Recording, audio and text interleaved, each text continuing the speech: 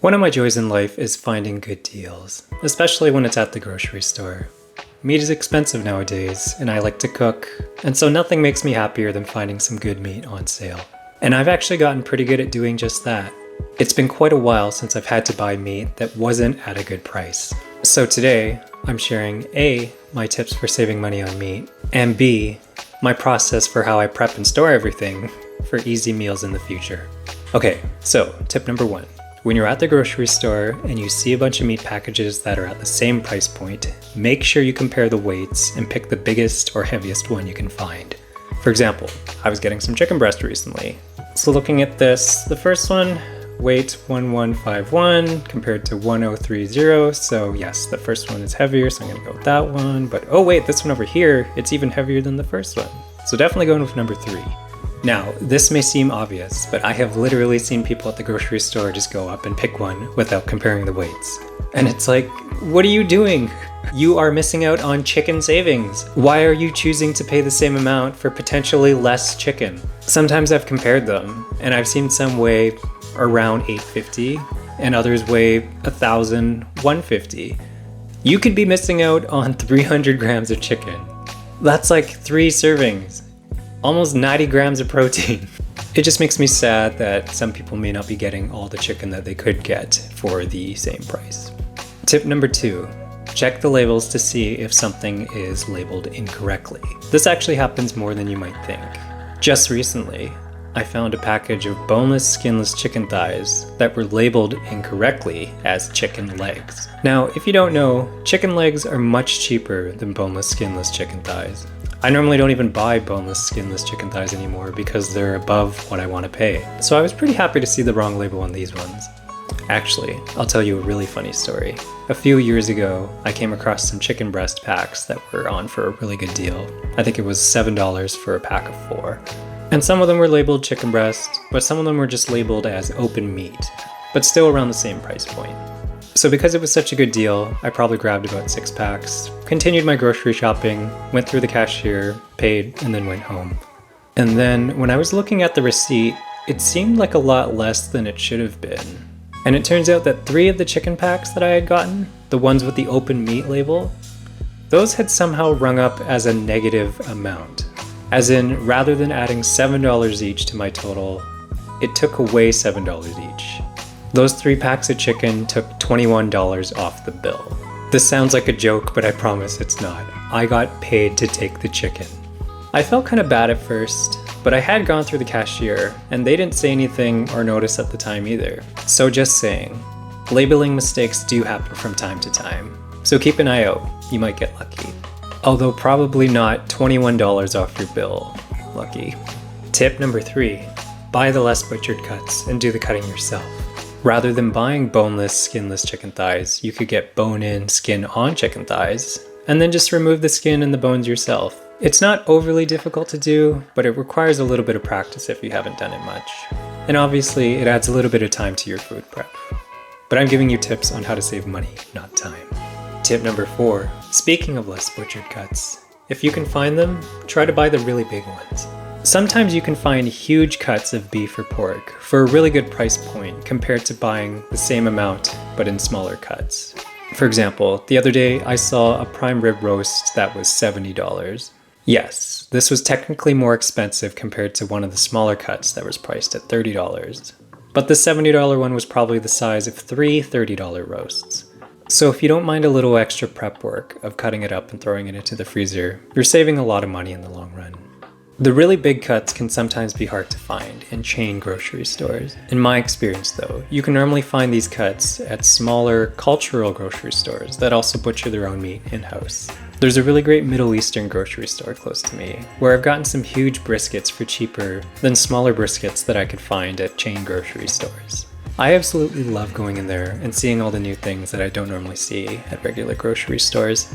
If you have a local cultural market close to you, I definitely check it out. You never know what you might find. And tip number 5, capitalize on the best before dates. All meat packages come with a best before date. Now, these dates are not an exact science and are actually fairly subjective. Most meat is still completely fine to cook and eat, even after the best before date. But the closer the meat is to that best before date, the harder it is for the grocery store to sell it. People will usually pick the fresher options. Unless, of course, they're the people who just pick up meat without even looking at the weight or the best before date. But because of this, most grocery stores will slap on a 30 or 50% off sticker if the best before date is really soon. And this is where you can get lots of your meat at a discount. This happens with all meat packages, as all meat has a best before date. Now, I've found that the grocery stores that I normally go to, they have someone go around and add these stickers at around 10:30 a.m. So because of that, I usually plan my weekend grocery trips to be around that time as well. Even if I don't need to buy anything else, sometimes I'll just pop in to see if there's any stickers on meat cuts that I want to buy. Sometimes there isn't much, but a lot of the time I'll notice on other packages that the best before date is coming up. So maybe I'll pop back in tomorrow or the day after that and see if I can snag those. And sometimes there's a lot. If I see a bunch of stuff that I like, I'll usually buy it all up. And that's what I did just recently. So here's the haul from one of my recent weekend grocery shopping trips. I did pretty good this time around. As you can see, I got a lot of stuff, as well as a funny look from the cashier. She was probably just jealous of all the money I was saving.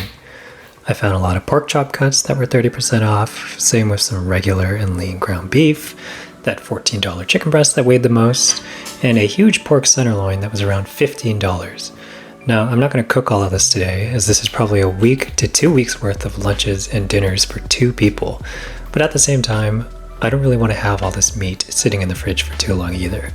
So instead, I'm going to freeze most of it. And here's how. How I used to do this in the past was that I would just throw the meat packages right into the freezer. I've since learned that this is a pretty bad way to go about freezing your meat. The styrofoam and plastic wrap combo doesn't really protect it from freezer burn, and if there's any liquid in it, it doesn't freeze very well. It's also hard to remove the meat from the package unless it's completely thawed.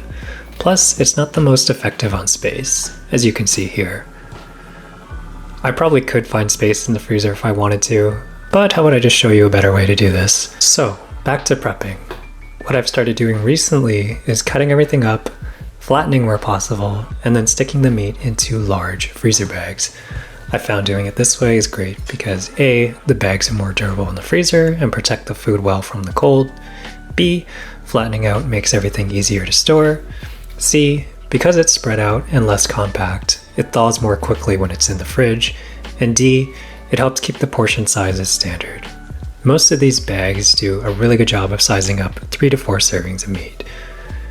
You can see here, I'm storing all the pork chops in different bags. For the pork loin, you can see that this is a huge cut. I think this was probably 3.5 kilograms. I normally cook meals for 2 as I live with my lovely girlfriend, so I definitely wouldn't want to make this whole loin all at once. Here, I'm cutting it into 3 equal pieces, and each one will be a nice size if I'm making a dinner for 2, with some leftovers for lunch for the next day. Do a bit of cleaning before I get into the chicken. For the chicken breast, I watched a really great video by one of my favorite YouTubers, Ethan Chilabowski, who explains all the reasons why flattening your chicken breast is the way to go. I'll link that video in the video description. But one of the things I took away from that was this really neat cutting process of essentially unfurling the chicken breast. Here you can see I'm continually slicing and pulling it open, and this eventually gets it to a state where it's flattened.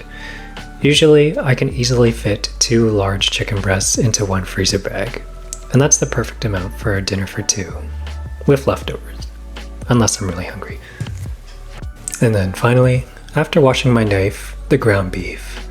What I'll do here is divide each package in half, and then put each half of meat from that into its own freezer bag. I sometimes have trouble knowing how much ground meat goes into whatever dish I'm cooking, so this is a really good method of standardizing the amount I cook each time.